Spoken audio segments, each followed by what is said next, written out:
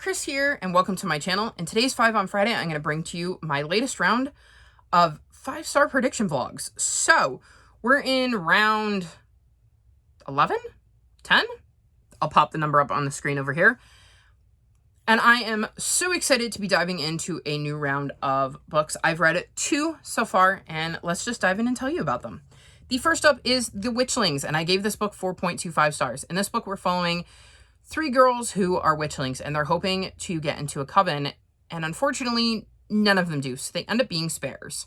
Being a spare is not at all what they want, and when they go to seal their coven, it doesn't work, which means they'll be stuck as witchlings forever and lose their magic.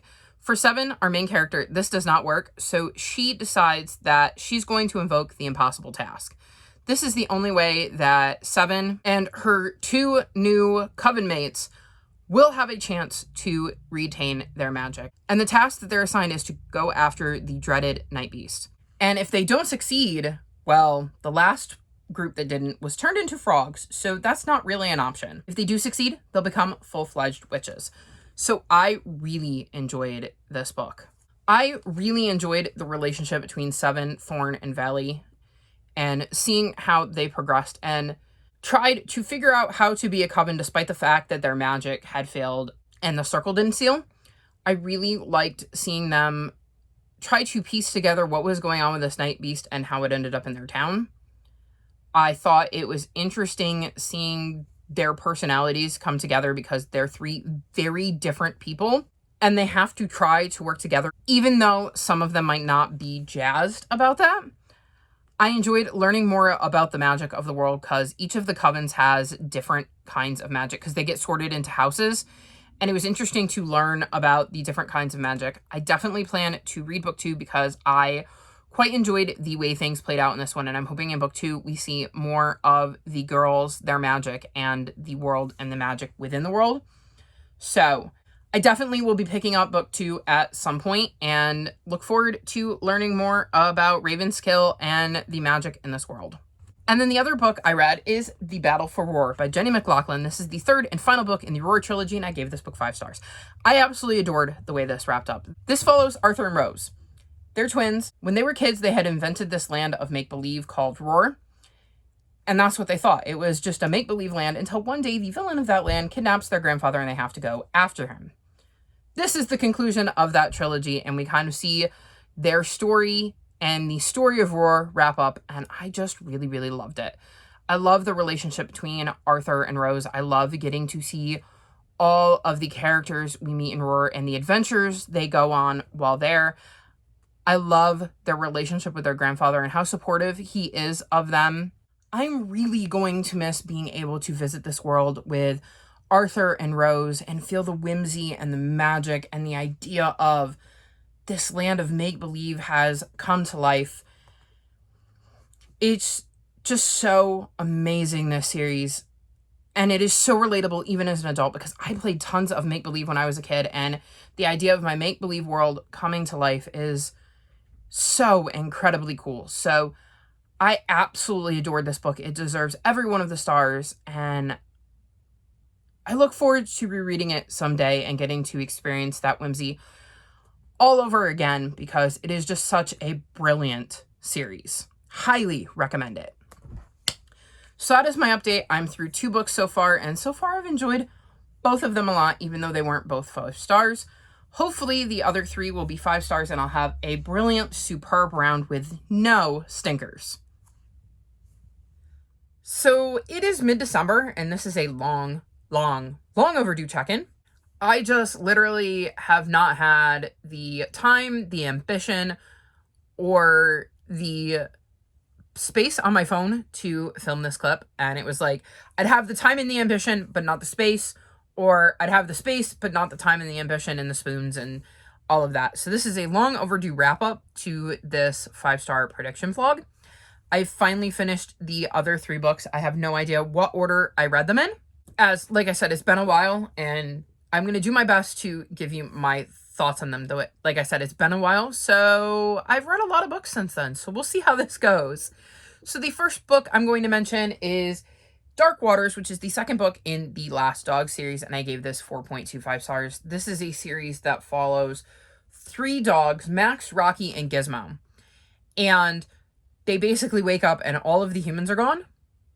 And they have no idea where their humans went, and they kind of set off on a journey to find them. Max is our main character, and he meets Rocky and Gizmo on the way. This is a continuation of their journey, and it is quite the adventure these dogs find themselves on. They're starting to put some more pieces together in this one, which I really liked, as it feels like we're getting one step closer to finding out what happened to the humans, where they went, and why they left their animals behind.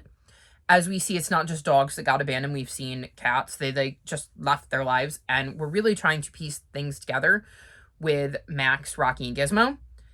There's a lot of close calls in this, and I like a lot of the characters we get to meet and the stakes that we're seeing in this series, because it definitely feels like the stakes were upped a little bit.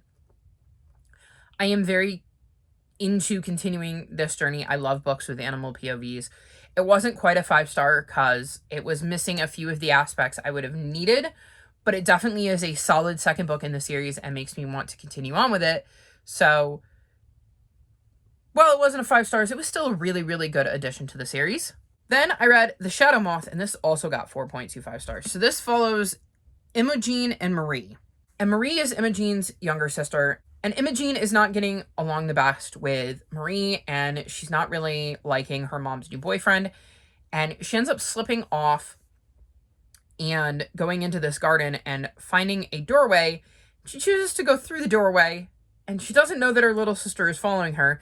And they both end up in this completely different world. And this world is dangerous. There's monsters that come out after dark, and all they really want to do is go home, and they don't quite know how they're going to do that because, again, they found themselves in a very dangerous netherworld, and they have no idea how to get back. They end up meeting the prince of this land, who is a bit spoiled, but also a bit lonely, and a friendship kind of develops, and the prince is torn between helping them get back to their world and wanting to kind of keep them there, so they have to keep that in mind that while the prince is helping, he might also be sabotaging them. So they're just really trying to find a way to get back home and, in the meantime, navigate this new world. I quite enjoyed seeing the sisters struggle. They obviously don't have the greatest relationship, but you see how much they care about each other throughout the course of this book, but it's not perfect, because, again, they're sisters, they fight. It's just what siblings do. So I like the fact that they didn't lose that kind of edge of we're not always going to get along, even though we're really fighting to get back home and we both want to get back to our mom. I thought it was interesting seeing this new world and how things are different in this world compared to our world. I thought the plot was really well laid out. I liked seeing the prince and his relationship with the girls because their personalities meant he had different relationships with each of them, and I thought that was quite interesting in how that played out in the story. I liked learning about the dangers and why this world was the way it was, and I just thought this was a really solid start to the series, and it definitely left it off in such a way that I'm very excited to be picking up book 2, because it made it clear that there were going to be things that were happening, and I wanted to know what those things were. So very, very curious to see where things go in book 2. Again, this was another one that was just missing a few things that would have made it a 5-star, but very solid start to a series, and I'm very, very curious to see where things go and what happens next for Imogen and Marie. And then the last book I'm going to mention is A Darkening of Dragons, and I gave this 4.5 stars. So this follows Patch, and he ends up getting in trouble for playing a song on his pipe, and pipes have like magic because there's music magic in this world, and basically he plays a band song and it gets him thrown in jail, but he soon gets out and he has some help. He has Ren, who is a girl who is currently cursed to be living as a rat, and Barver, a fire-breathing Dracogryph. And Patch is the only one that knows that the Piper of Hamelin, who is the reason that song that he played was banned in the first place, is really out on the loose. And he, with the help of Ren and Barver, are going to try to track down the Piper of Hamelin and prove that Patch was not being malicious when he played the song, because The song itself isn't necessarily a bad thing. It was what the Piper of Hamelin did with it that caused it to be banned. And Patch was not trying to be malicious, like I said, when he played it. So he's hoping if he can find the Piper of Hamelin, it'll prove that he had good intentions and wasn't trying to be evil or despicable or anything like that. I really, really liked this. I liked Patch's relationship with Ren and how they managed to find a way to communicate despite the fact that Ren is cursed to be a rat and, well, Patch is a human. I liked Barver getting involved, and I really liked seeing the magic of this world and how that is such a big part of things and how it can be very dangerous, as is evidenced by the Piper of Hamelin and the nasty thing he did with his spell.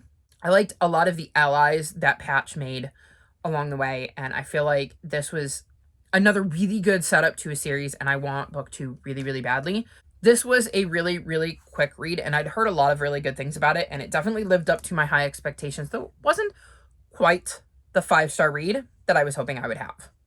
So that being said, I have now finished this round. I had 3 4.25 stars, a 4.5 star, and 1 5-star. So a very, very good round, even though I only had 1 5-star read. I mean, I loved all 5 books that I read, and they are all, except for the Battle of Roar series, I plan to continue. And the only reason I don't plan to continue this one is because it was the last book in the series, so there's nothing else for me to read. So that being said, I am very, very happy with how this round played out, and I feel like I did a pretty decent job. Again, they weren't all 5 stars, only one of them was, but I loved every single book I read, and that to me makes a pretty good round.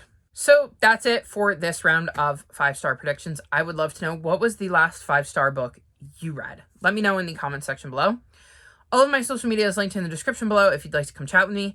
If you've made it this far in the video, leave me star emojis, like this video, and subscribe to my channel, and I'll talk to you next time. Bye!